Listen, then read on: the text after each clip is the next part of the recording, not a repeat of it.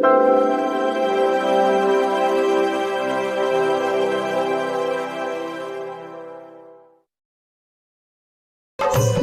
दिहल राजा बोलिया सुनाई के, भर दिहल राजा बोलिया सुनाई के, चली जाबै नैहर वीरनवा बोलाई के, चली जाबै नैहर वीरनवा बोलाई के।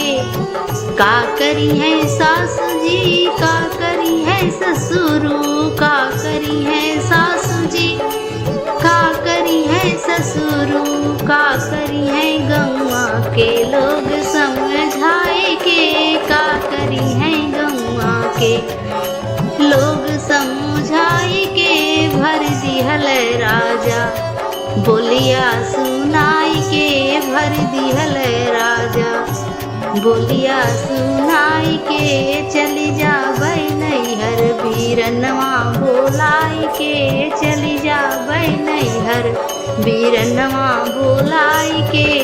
का करी है जेठ जी, का करी है जेठानी, का करी है जेठ जी, का करी है जेठानी, का करी है टोला मोहल्ला समझाए के, का करी है टोला मोहल्ला समझाए के।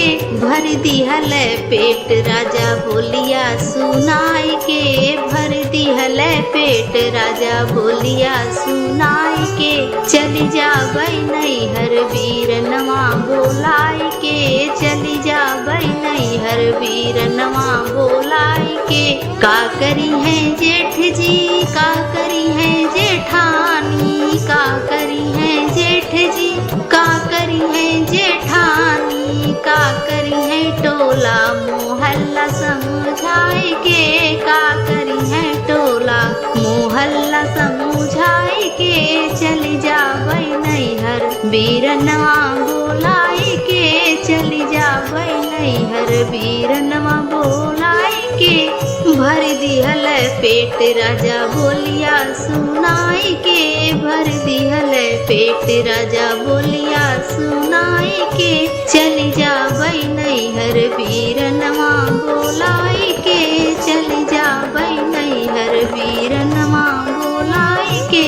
का करी है ननद, का करी है नंदोई, का करी है ननद, का करी है नंदोई, का करी है छोटका देवरवा समझाए के, का करी है छोटका देवरवा समझाए के, चली जाबै नैहर वीरनवा बोलाई के, चली जाबै नैहर वीरनवा बोलाई के। भर दिहल पेट राजा बोलिया सुनाई के, भर दिहल पेट राजा बोलिया सुनाई के, चली जाबै नैहर वीरनवा बोलाई के, चली जाबै नैहर वीरनवा बोलाई के।